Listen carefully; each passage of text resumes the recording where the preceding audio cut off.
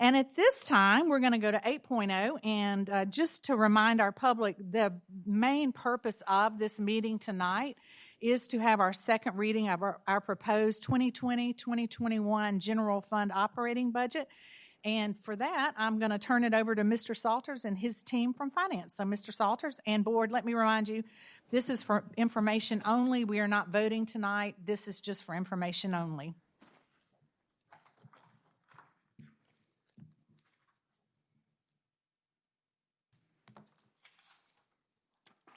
There we go. Thank you, Madam Chair, members of the board. I appreciate the opportunity to speak with you tonight regarding second reading of our budget. So we'll start tonight again. You're going to see very similar slides this evening that you saw in first reading, with a few changes that I'll point out as we go along. But just as a recap, the general fund is our general operating budget. It's where we pay salaries and the bulk of our operating expenditures for the district. And this budget lays out the revenues and associated expenditures that we expect to spend over the course of this upcoming school year.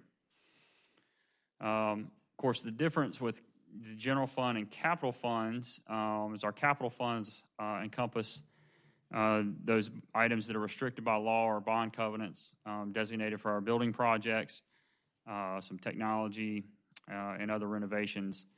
And these capital funds can also be used for purchases such as buses, library books, band instruments, and things like that associated with equipping and building a new facility. So that's an important distinction as we roll through this discussion today. Looking at this 2020-2021 budget, we do anticipate some funding shortfalls in this upcoming fiscal year. We're not clear as to what those are at this point. It's still very early on in the COVID assessment. We are still kind of lagging some in the indicators of revenue received and so forth, since we're just a few months really into the shutdown and now restart of our economy. So I think the Board of Economic Advisors is scheduled to meet next Thursday, and so we'll be actively watching that discussion to see if they have any additional information that we can incorporate into our third reading budget. But as you know, the General Assembly is not scheduled to return until September 15th to talk about budget and discuss the general appropriations bill at that time. And so, they passed a continuing resolution, which basically funds us at the same level this year or this upcoming year as we are this year until they do something based on the work that they do in September. Obviously, we're continuing to monitor the budget process and the economy, and also our local economy, and working with the county folks to see what impacts we may be seeing. What all that means basically is that we will probably need to do a budget amendment at some point in the fall once the legislature comes back in and makes some adjustments to the state budget. This proposed budget doesn't, focus on obviously our quality educational system that we have in place now and all the key supports that we have for students and staff in our system. Currently, there is no salary or step increases. Obviously, due to the continuing resolution that was passed, we're funded at the same level, so none of that is incorporated. I would point out, and should this the state come back and make some recommendations in September, it's very likely that those recommendations will be retroactive, and so, any salary adjustments that would be made would be retroactive through the beginning of the contract year. So teachers and staff would see the full salary increase based on that. The proposed budget is designed to accommodate student growth. We'll talk about that a little bit more in a few minutes. We do meet our federal and state requirements. And we do have some inflationary costs that we have to deal with that are incorporated into this budget as well. A few priorities, one of which we'll talk about a little bit later this evening. Obviously, it's to open Centerville Elementary School and to restructure Gilbert Elementary and Gilbert Primary Schools in that process. I'm very excited about that opportunity coming up for the students in the Gilbert community this fall. Additionally, we will be relocating Pelion Middle School, and that will occur in the most likely in the January timeframe of 2021. Very pleased to let you know tonight that we had a successful overhead inspection at that facility today, and that's kind of the first major milestone in the building process. So we're very pleased with that. We're also in this budget opening the College Center located at Gilbert High School. It's been fun to see some of the social media related to that. We've seen some students that have been accepted into that program. They're doing a great job promoting that, so we're excited about that opportunity coming up. And then obviously we're preparing for the unknown impact of COVID-19, and that's an ongoing process in the district. I mentioned growth earlier. We are projecting 527 students in growth in this upcoming school year. And we had, I believe it was 847 pre-K students at our 135th day. And so the number that you see there, the 27,034, does not include any pre-K students. So you throw those students in there, and we're approaching the 28,000 student number here in the district this upcoming year. We've had some questions about what, COVID-19, how that will impact our growth. Do we really see that growth occurring? And we went back, and of course it's slightly different times, obviously, or conditions, but we went back to the recession time frame and, the 07, 09 through that time frame. And that was actually one of our highest growth time frames in the district. So, different. It's hard to predict based on the economy what the growth is going to do. You would have thought maybe we would have really slowed down at that time, but we did not. So it's hard to tell what COVID is going to do, but we do anticipate our growth being maintained here in the district. Mr. Salters, if Yes, I sir. may interrupt just a moment. Also, when it comes to our growth numbers, just anecdotally, when you talk to real estate agents, the real estate market is actually doing quite well. There are lots of houses continue to be sold, and we are working on plans because we may have families that are uncomfortable sending their children back to school for whatever reason with the COVID virus. And so we are working on those plans now to help serve all of our students and have those ideas. So we'll be, again, as I've made mention to you on numerous occasions now, I think, we'll be talking about those plans hopefully by the end of this month and really outlining those things. But again, to Mr. Salters' point, there still is there's a bit of unknown, I think, with all of this and the exact extent that COVID will have on us. On the other hand, I know parents who are begging to start school again and get their kids right back in it. So I told Dr. Guyton earlier tonight that I went to go vote, and all of a sudden, boom, the person behind the counter looks at my ID, looks at me, looks at my ID, looks at me, and says, "Are we starting school in the fall?" Mm-hmm. And so we get a lot of that. So anyway.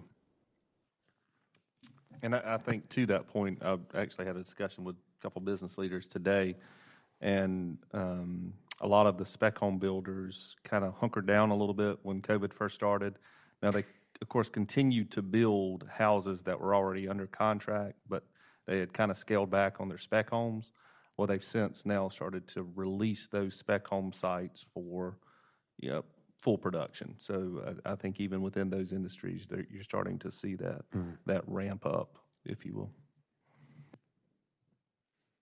Okay, just taking a quick look at our staffing for next year, proposed staffing. There are no changes on this slide, so I would just point out to you that remember that on the previous slide, we are anticipating a 527 student growth. And what you'll actually notice about that growth, or you might, by looking at this slide, say, well, it looks like those students might be matriculating their way up from elementary into the middle schools and our high schools, and that is true to some degree. We did go back and change our K1 and 2 ratio by adding an additional student in those classrooms to be able to accommodate some of that growth, and that's part of the reason you see the reduction there of 6 FTE.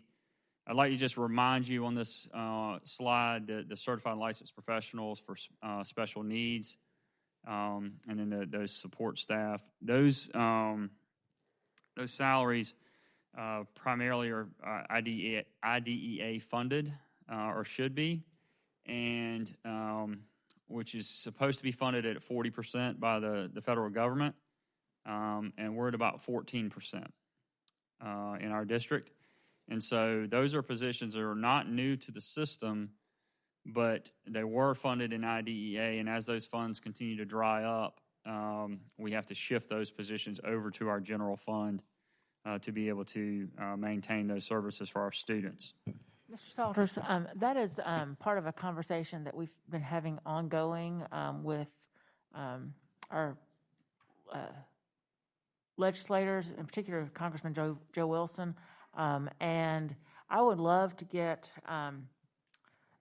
that data to send to his assistant that is always eager to get information from us, and especially something that's kind of real time. I think that would be valuable, and the message that we continue to give him year after year about IDEA funding, that just in 1 year alone, this is the impact that we anticipate. So we can talk afterwards, but I'd love to get like a little statement or a graph or something that we can provide to Emily in his office, because I think that would be very valuable. Sure, because you're right. That is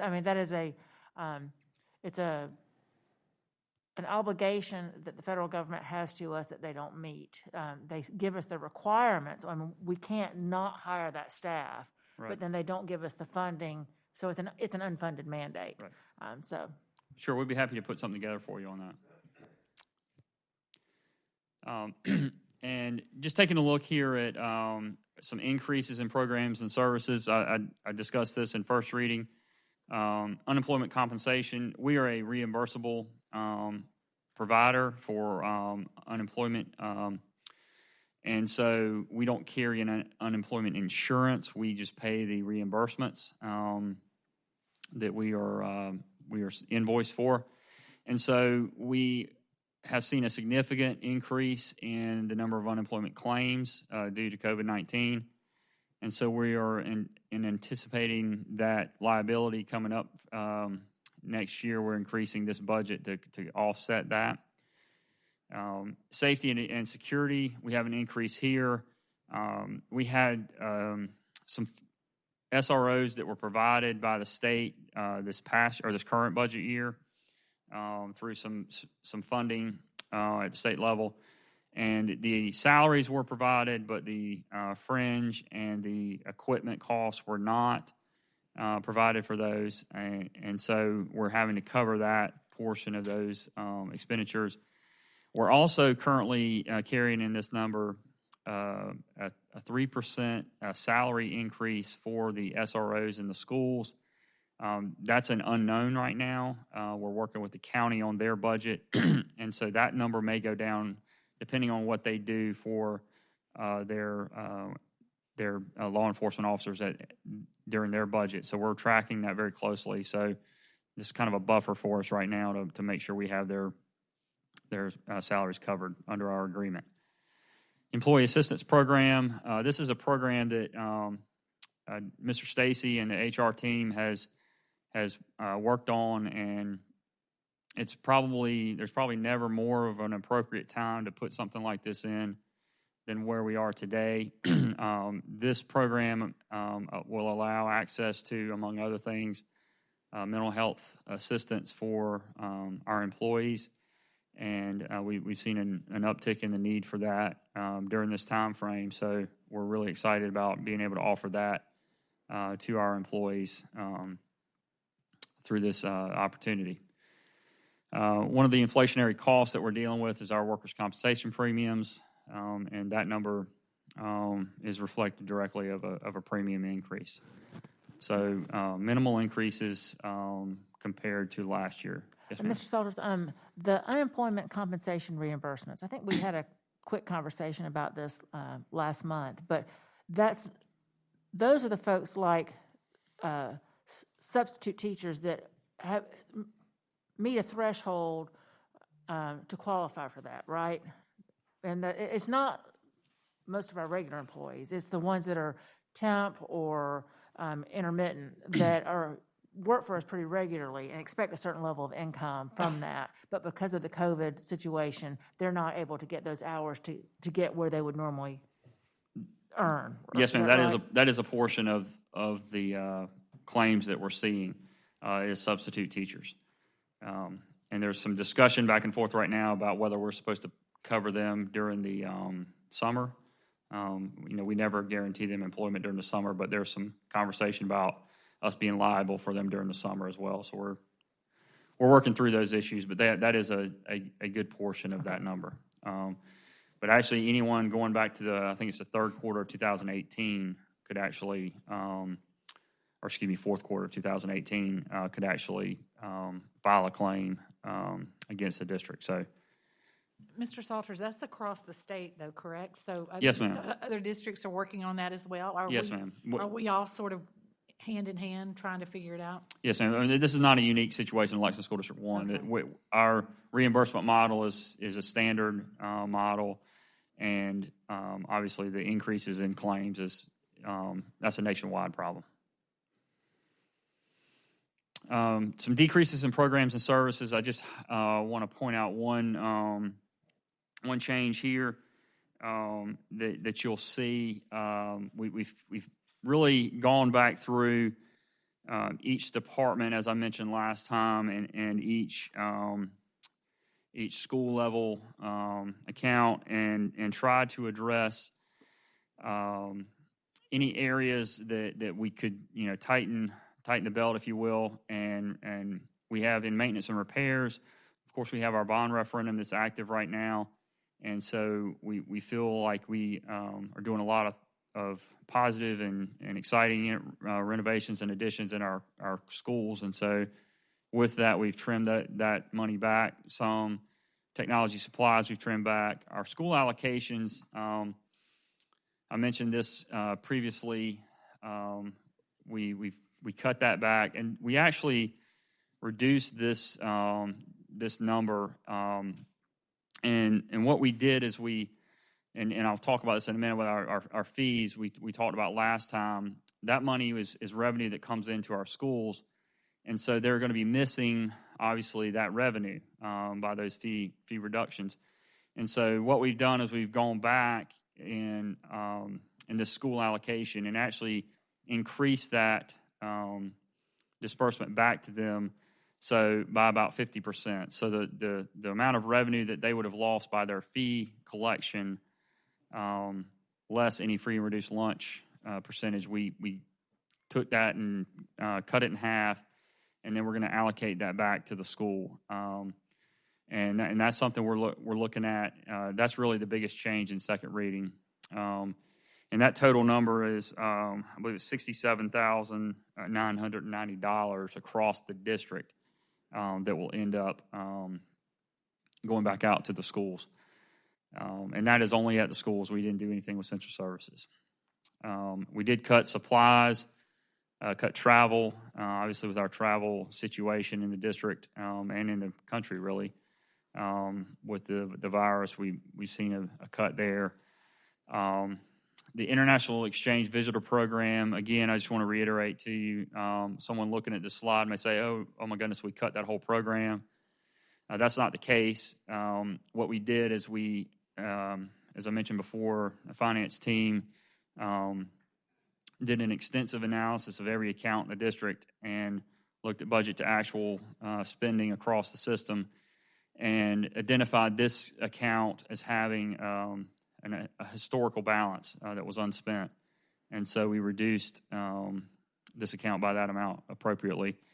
And so the program will still be there and is a very useful program to us, but we'll reduce it by that amount. People transport is a similar reduction, just looking at budget to actual trends over the last 3, 4, 5 years, we were able to reduce that amount as well. It's kind of funny, just 8 weeks ago or 10 weeks ago, we were worried about those German students coming and whether we should let them come and now it seems like, goodness, that was a million years ago. For sure. And so, as I mentioned, we've been, Dr. Little, when he came here, really wanted to focus on the cost of our educational program. Started off by reducing elementary supply list costs at for our students in our elementary schools. That was kind of the year one initiative. Last year we focused on, or this current year we focused on middle school fees. And then in this budget we're proposing some additional fee reductions at the elementary school, the $6 kindergarten consumable fee to eliminate that, and then the $28 grade 1 through 5 fee, we would propose to reduce that fee to $20. And then at the high school level, 2 fees eliminated: the consumable fee of $5, $5 language arts parallel reading fee, and then reducing the parking fee to $5 from $25. And so, as I mentioned, this is where that $67,990 we would actually send back out to the schools through an allocation to offset the loss in this revenue. And that would really be kind of a year by year look as we see what COVID's going to do and everything. We're looking at some impacts that are really unknown right now. So that's our thought there. Mr. Salters, I'm sorry, I have a lot of questions tonight. No problem. The elementary school fee, is that a global fee? Is that everything? Or will there still be incidentals like Eagles and other things? There are some other fees associated with elementary. This is just the kind of the generic consumable grade level fee. School fee. Okay. That's right. And when we look at these, this typically falls under I think in the CAFRETS, the Pupil Activity Fund. Is You're that correct. where it's Yes, sir. typically housed? When we look at that, are schools typically, are they able to project budget numbers off of this, or are they basically doing cash flow management? You can do some budget projection just based on, I have 800 students, Sure. I have a $5 fee, and I have 50% free and reduced lunch number, because if you're free, you don't pay the fee. Reduced pays a reduced rate. And then there's generally they're pretty aware of their collection percentage, and so you can do some some projection of that fee. Gotcha. And are they within the activity fund itself? Are there certain thresholds that are maintained or expected, or is it again just kind of sort of the needs are what the needs are and cash flow management kind of thing? When you say thresholds, like if they collect $100,000, they're at the end of the year there needs to be maintain a minimum balance of $20,000 or whatever it may be. No, so there's not a minimum balance requirement or anything like that. I'll tell you that what we're trying to do is really tighten the focus on those fees, so that if I collect the $5 language arts parallel reading fee, I spend $5 on language arts parallel reading, or $4.75, or some number close to that.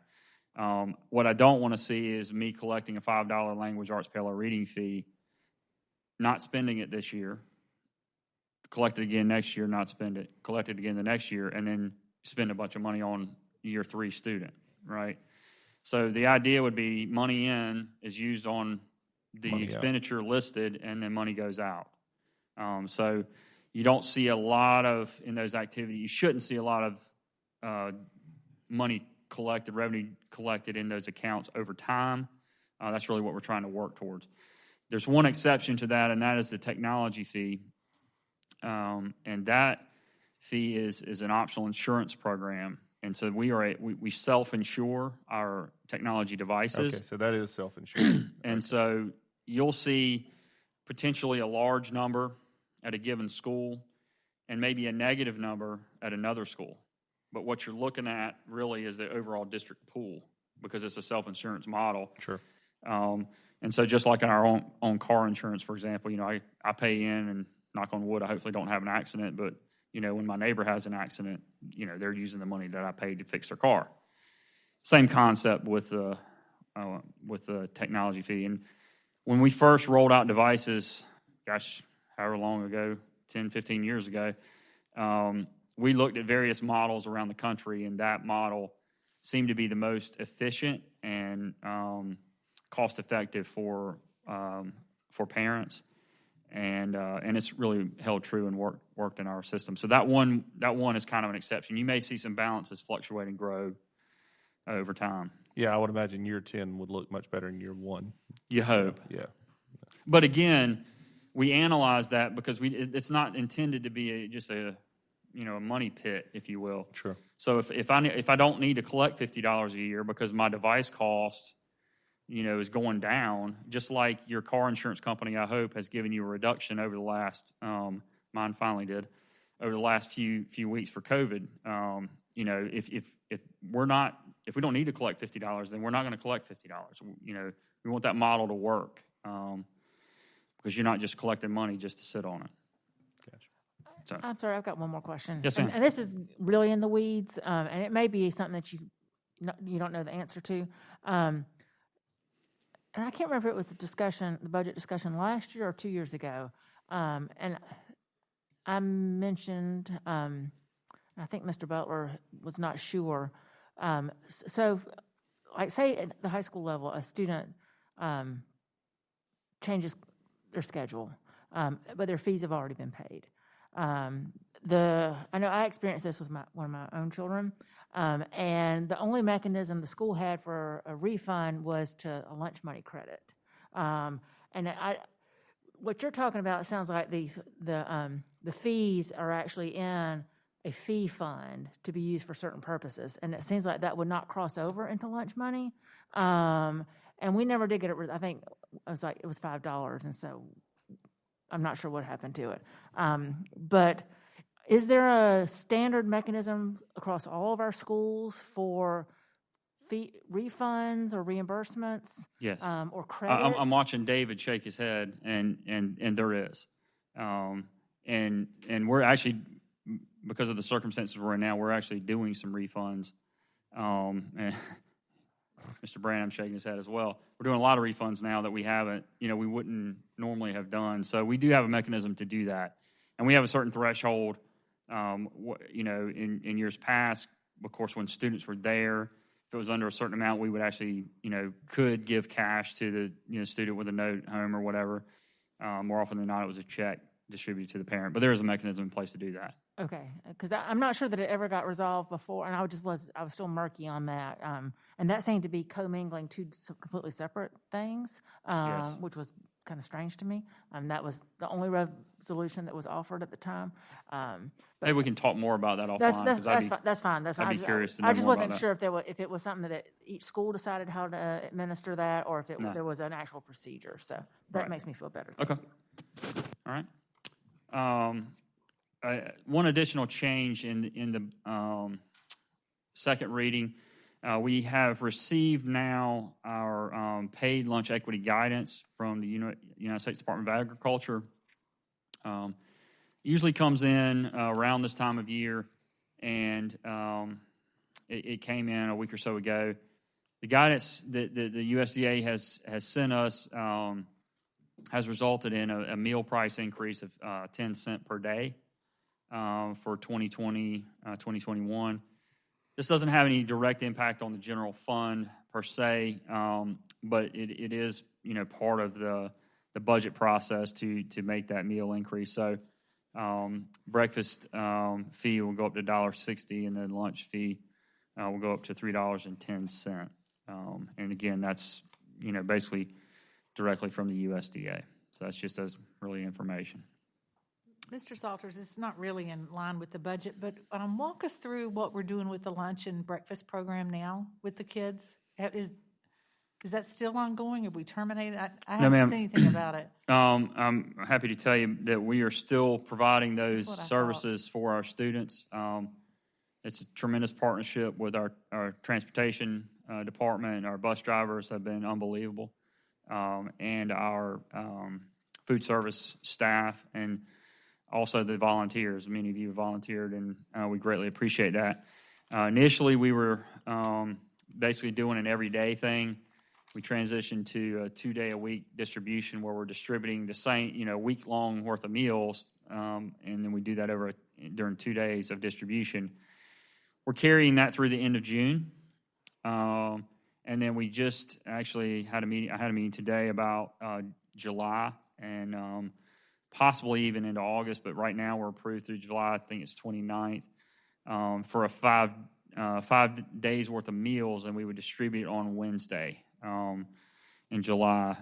So you would distribute those meals over at once over that period of time. But so we'll carry it through the summer, and that's district-wide. So we're very excited to be able to offer that opportunity for our students. Our bus drivers and our food service folks have really, really worked hard. And going down to 2 days a week was that we were able to give them somewhat of a break, and then it'll help them going forward for a day. But we are excited to be able to continue that. In the past, we've done some summer feeding programs, but they've been isolated in certain geographic areas. And this way, we will be able to feed any child under 18 years old, so or 18 and under. So we're pleased with that. So that will continue. Just taking a quick look at our projected revenues.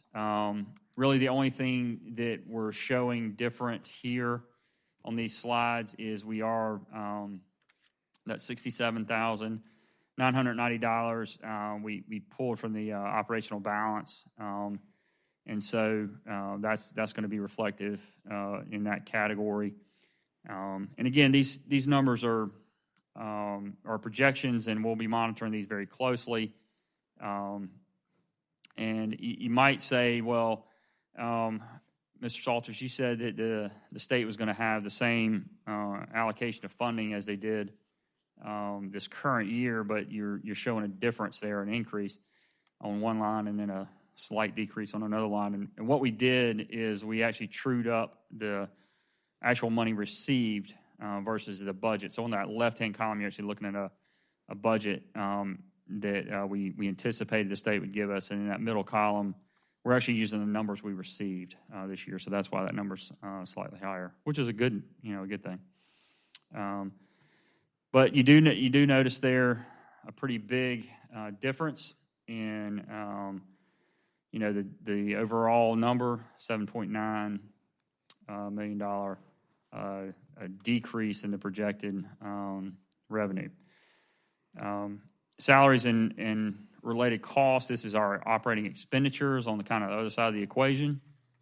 I mentioned this last time, the number there, we aren't cutting salaries. We're not cutting anybody's salary through doing this, but what we're looking at is, as I mentioned before, we're looking at I just call it our fill rate, our occupancy rate, if you will, from our payroll, and you factor that in with also our base payroll this year starting is a little bit smaller than FY20, and there are many factors in that, but one of the factors would be you have more experienced employees who retire, and those salaries go with them, and a less experienced person typically takes over that role, and the smaller salary comes in. But that fill rate, we looked at that historically. The highest fill rate we've had for about the past 5 years was 98%. And that just, as I said before, that just factors in You have somebody resign from a position. That position is a 230-day or year-round position. They resign. There may be anywhere from 15 to 30 days to 2 months even when that person or that position's unoccupied, but we still have that salary budgeted. And so by budgeting at a 98% rate, that allows us to capture some of that percentage. It's a pretty aggressive approach, but we feel pretty comfortable with the 98%. I'm not sure I would be real excited about going any further than that, but at least until we vet this model for a few years. So programs and services, it's a very unique situation. I don't know that I recall, I'm sure we have in the past, but I don't recall in my 20-something years of being here, we've actually reduced our programs and services from year to year and still had the growth that we've had. But we're doing that to the tune of $831,820. So again, the total budget is going down. And as I say that, I just remind you that in the fall, it's possible that we may do a budget amendment based on additional funding from the state, and that that number will go up. So kind of just say stay tuned on that. We are obviously in the people business. Students are our and learning are our biggest products and services, and our teachers are our greatest asset, and that's where our money is spent. 87.7% of our funds go into that resource. So that's just a breakdown of that. Act 388, I haven't spent a lot of time talking about that. We go through a calculation every year to look at the allowable millage increase, and this is really based on the Consumer Price Index model. And based on that information, we could potentially levy millage that would generate $3.6 million, about 12.82 mills. And you see that we are not recommending doing that. We actually could levy more than that because there's a look-back provision in Act 388, so we could go back several years because we haven't levied millage the past couple of years for operations. But we're not recommending doing that at this time. We feel it's, our businesses have had a hard enough hit with COVID-19, and so we feel like we're really trying to hold tight and not do that. So just quickly in summary, revenue projections from the state, as I mentioned, remain where they were this year. Local revenues declined a little bit due to some economic trends, and then the actual collections that we've made. We're really trying to align those projections to what's actually being collected. And then, as I mentioned before, we are meeting our federal and state requirements, even though we're not getting all the funding from the federal level to do that. We are meeting those required inflationary numbers. Opening our schools related to the building program. I just want to mention again, it does not include a millage increase for operations, and we will likely have some kind of budget amendment in the fall after the General Assembly meets again. So with that, Dr. Little, you want to? Well, I just want to jump in say, there? I think the one thing about this budget that is a very, it's a strength, and I certainly appreciate the finance team being here tonight, is that I think it puts us in a good spot with the uncertainty of COVID-19, that if there is some, it's a planning for the worst but hoping for the best. And so I think it's a really tight budget. I mean, there's certainly not, it's a tight budget, but I think it prepares us for some eventual shortfalls that we may be looking at. So thank you all very much for your creativity, and it's not very often you hear finance people talk about creativity, but I appreciate it. And I thank you for your commitment to our students, because it's tough sometimes to look at numbers and then recognize that number represents a person, or it represents, we're changing lives, and it's more than just a line item in a budget. So thank you all for looking at that and for your leadership. And I'd like to personally thank Mr. Salters. This is his first budget where he has led from beginning to end, and I think you see the result of his continued leadership and he and I working together very closely to establish a vision, and even in these tough times, you make a budget that can work. So very nicely done, sir. I just have some comments and Sure. some questions. Somebody asked about some fees, and thank you, Kyle, for digging into that. I know earlier in February, a concerned citizen emailed the board, and she brought to our attention how the parking fees were being spent. And I'm pretty sure that's why the parking fee was decreased from $25 to $5. In her email, she asked that the board get the details of each fee account in order to make an informed decision before voting on the budget. Given the fact that she found out the parking fees were used for florists, restaurants, rental companies, clothing, sports apparel, just to name a few, I wholeheartedly agree when she says that we have a responsibility to understand and verify the information given to us. And she said anything short of that is lack of respect for stakeholders' money. Schedule F3 in the CAFR actually outlines each school, their beginning balance of their pupil activity funds and the ending balance. And just to name a couple off, one of them starts out at $268,000 beginning balance and ends with $254,000. One's at $27,000 beginning and $19,000 ending. So those funds aren't being spent every year, and this is something we really need to look hard at. Like she said, she just did a FOIA, got all the receipts for parking fees, and so as a board, we need to go back through each of these, even the insurance fee, because I know in some of these accounts, there's a lot of money, I mean, hundreds of thousands sitting there, not just technical insurance, but altogether in the account. A couple of other things. I know Mr. Salters, I got a couple questions for you. So in 2019-20, our priorities included salary increases, step increases, maintaining the current class ratios, supplemental student support. And in 2018-19, it included relieving stress on teachers with pool positions, lowering or at least maintaining the current class ratios. According to board policy, it's our job to establish budget priorities through advanced planning and being provided timely and appropriate information. Not only do we not establish priorities, but when I asked for a copy of the budget prior to first reading, I wasn't allowed to have a copy. I think one of our priorities should be lowering or maintaining class size, as this aligns with preparing for COVID-19, the impact and unknowns.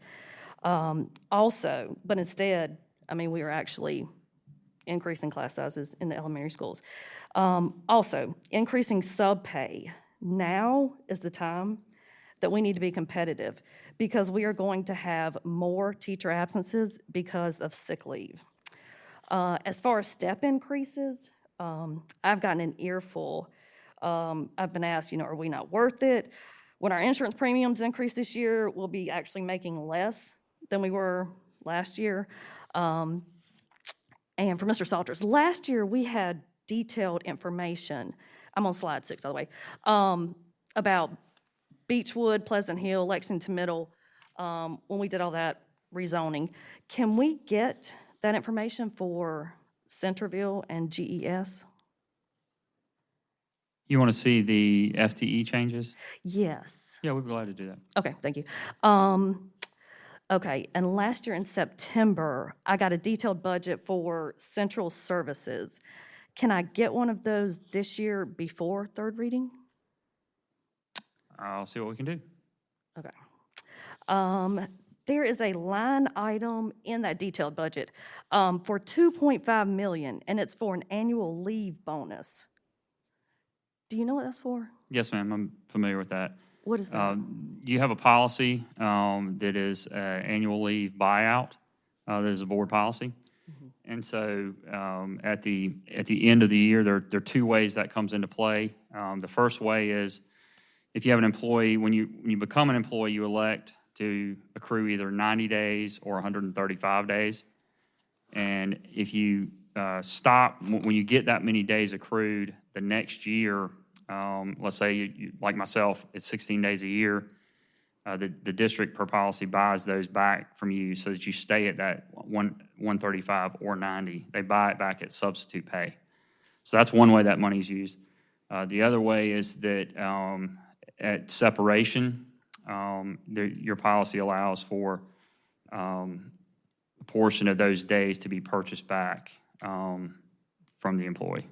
Okay, thank you. Slide 8, and these will change as I go up because we added an additional slide, but the proposed staffing changes. I know in here it says school, but does this also include central services staff? Which line item are you looking at? Well, any of them. I'm just wondering, do all of these numbers, like, do these include central services? Yeah, I mean, this is representative of the whole district. Okay, okay. Because it just didn't say that. I just want to Yeah. make sure. So the next slide.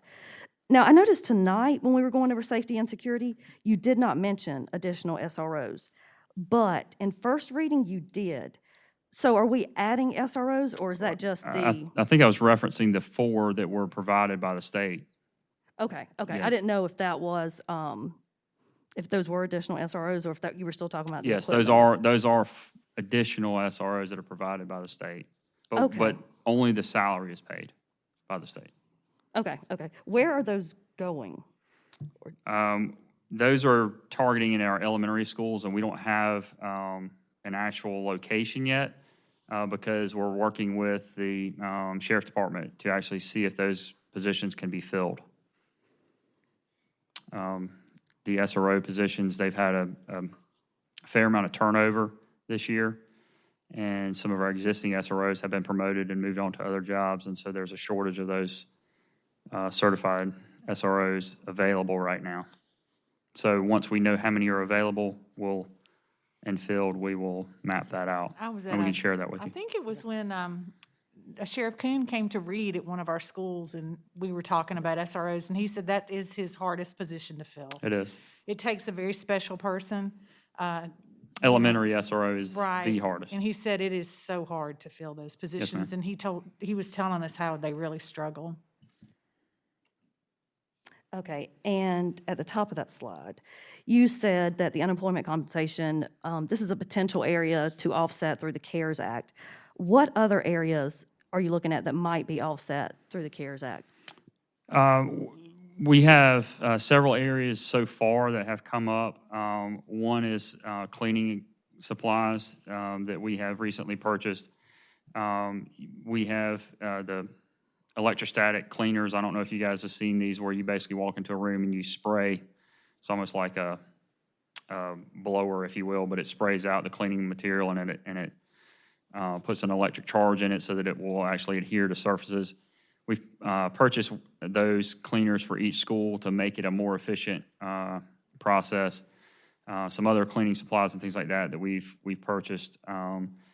We're looking at some, upfit type items for our front counters, plexiglass shields, and different things like that.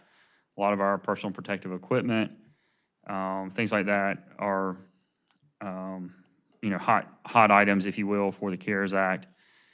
We just had a webinar today from the state that walked through the process of claiming funds and setting up a budget. And so we're actually, in fact, I've got to have a conversation with Dr. Talley. We're going to have, a collaboration and try to identify some other budget items that could potentially be earmarked for that, but that we haven't completed that process yet. We have to claim that money, I think, by July 5th. Okay, thank you. Don't hold me to that date, but I think that's right. It's first part of July. Okay, yeah, you answered my question. Okay, the next slide. In 1920, the New York City Leadership Academy was decreased by $122,000 and put on hold for a year. Do we have any money allocated in this budget for the NYCLA? There's some consultative services, I think, in there, because we're doing we're doing another cohort, and that cohort will also involve a virtual component. So I think there's some consultative services in that. Okay, thank you. And slide 12, which would now be slide 13. Okay, so according to the CAFR, I'm sorry, can you give me the title of the slide? oh, since yeah, you're- projected revenue changes. thank you. And I'm not even like, most of this I got out of the CAFR, so I'm Okay. not even sure you'll need All right. to be looking at that.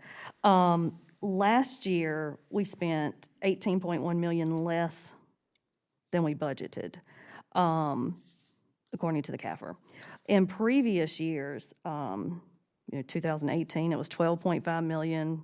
It was 9 million in 2017. In addition, every year since 2013, our state revenues have exceeded our budget by millions.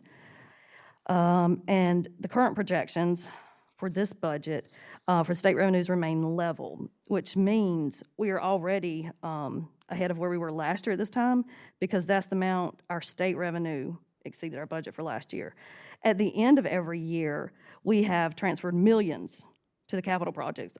Just last year alone, it was 8.5 million. The year before that was 8.5 million. I mean, I have a spreadsheet here if anybody's interested, going back to 2013. In the CAFR, it says capital projects are one of the main areas of focus in financial planning.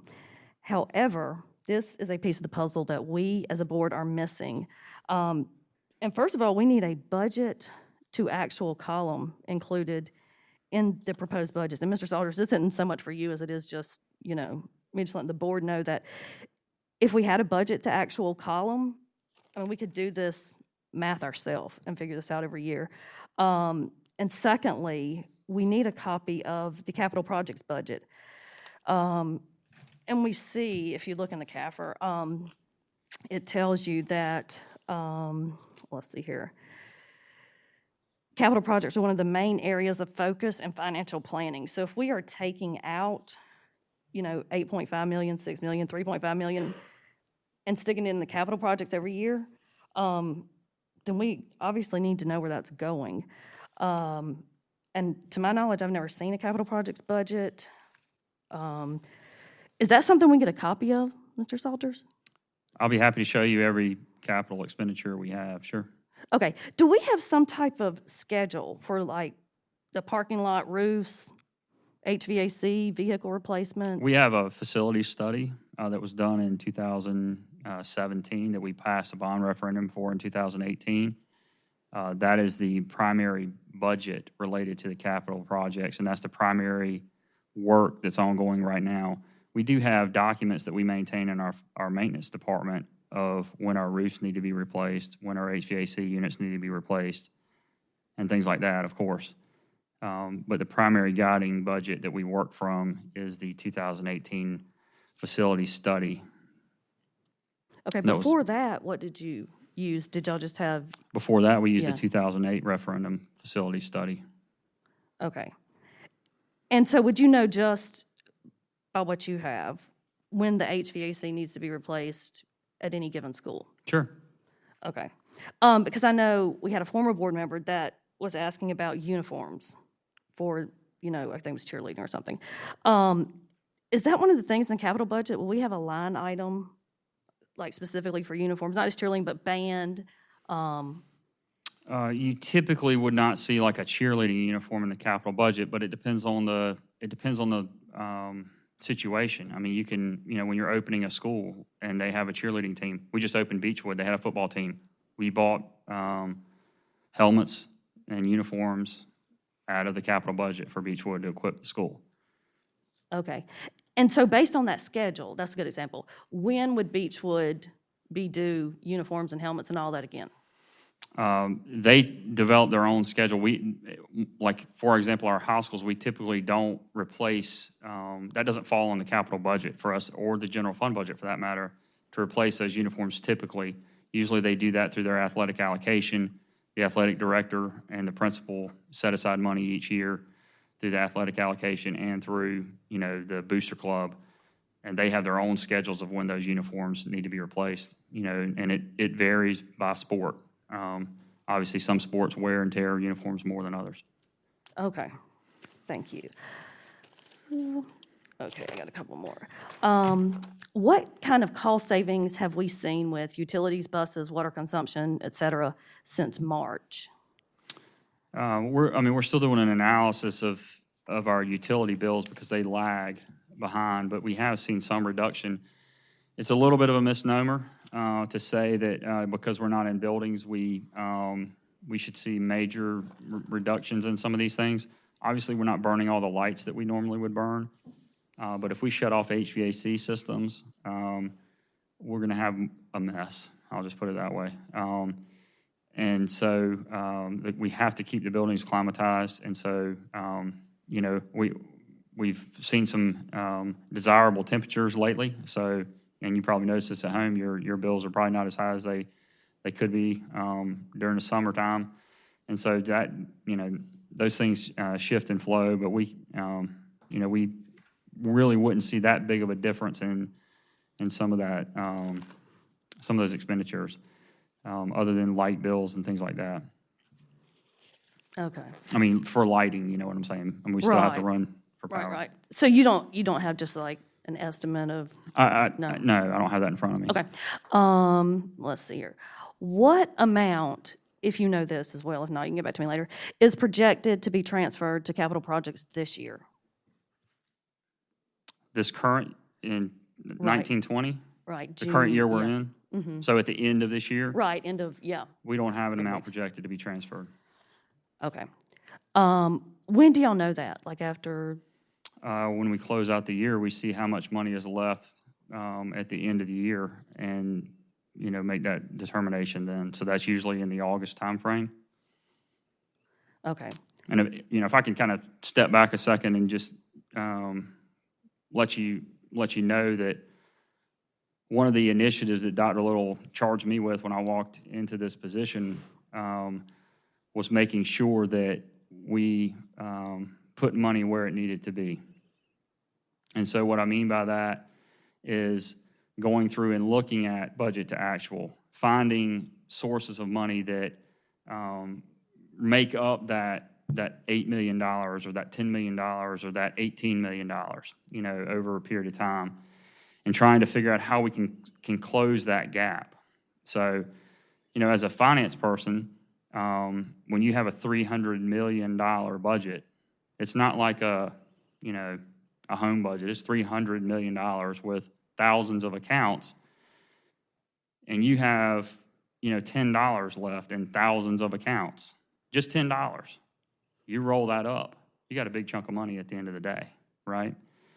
And so as you look at that, obviously you want to try to minimize that gap and be as efficient as you can be. But at the same time, you have to mitigate risk. And so it's unrealistic to think that you're going to have a $300 million budget and land on $0 at the end of the year, because everything is not going to be spent exactly as it was budgeted, you know, to the dollar, right? Some things are going to be cheaper than others, and that's just the way it is. But you also don't want to make sacrifices on initiatives and things that could be good for students and have a bunch of money left at the end of a given year. And so some of the things that we've done is going back through and combed every account, all thousands of those accounts, looking at budget to actuals. Additionally, looking at our fill rate on our payroll, because payroll, frankly, is our biggest number. I mean, you know, $250 plus million, whatever. I mean, it's a big number, right? And so when you do that and you have just 1% of that left over, you know, that's what, $2.5 million, okay? And so to get that number right is very important. And that's an area where you can see some fluctuation. So that's why we are looking at the fill rate and some other initiatives that we're trying to do. So that's been my charge from Dr. Little is, hey, let's figure this thing out and let's try to get that number as tight as we can. But you need to understand that number's never going to be, I hope, zero, or, you know, there may be times where it's, you know, it may be negative. I mean, we're showing on this slide right here that we're going to transfer $3.788 million of fund balance, take it out of our savings account, and make this budget balance. That's what that means. So when you say, I want step increases, I want, you know, sub pay increases, I do too. I mean, we talked to SLT, we talked about sub pay. Our principals have talked about sub pay. We need substitutes. And we want to do that. But right now in this budget, we're taking $3.7 million, $3.8 million, you might as well say, out of our savings account to make this budget balance. And if you do that continually, just like in your home budget, you're going to go broke. But what you don't want to do is say, I'm going to take $3.8 million out of my budget and then turn around and not do that and have a big savings left, right? Mm-hmm. And that's our goal, is to close that gap. And that was a charge from Dr. Little. That was the first thing he said to me. You got to figure this thing out. And so that's what our team is working on doing. Right. And I mean, I told you during first reading that, I mean, I think this is great. This should have been done, a long time ago. And I understand, taking money out of the fund balance. But also at the same time, we don't know, like I said, every year, according to that little chart I made, we have transferred millions, out of general fund into capital, and also left some of the fund balance. So, I mean, that number could possibly, greatly decrease, and we not even have to use our fund balance. That is true. Yes. Okay. But thank you. I mean, like I told you in first reading, I just want to reiterate that. Like, I really appreciate what's been done with the budget this year. Yes, ma'am. Thank you. Yes. Good job. It could have been done, a long time ago, but at least it's happening. We're getting there. Let me see. Okay, so talking about those funds that we transfer into the capital projects, can that be transferred back into the operating fund? It depends. Okay, that's a good answer. Let's see here. Okay, so you mentioned a salary increase. I'm sure you already know this, that y'all ran these numbers. What would a step increase look like across the board for all employees? That's funny. Do you remember that number, Deborah? Was it? Let me not quote a number. It was. I think it was like it's $3 or $4 million. Okay. And I'm happy to follow up with an exact number, but no, ma'am, that would be everyone. We have it broken down by each classification, so I can get you a specific number. okay. Mr. Salters, if I recall correctly, each 1% step increase for certified is about $1 million. Is that right? It's close to that, Okay. but I'll get you an exact number. Okay, that's fine. And then I have a question about the furniture, but I will save that until, I'll just catch up with you after the board meeting for that. So I think that does it for me. Okay. Thank you. Board, are there any other questions or comments from Mr. Salters and the finance team? Okay, thank you, Mr. Salters. Yes, ma'am. Thanks, guys. We're glad y'all are here.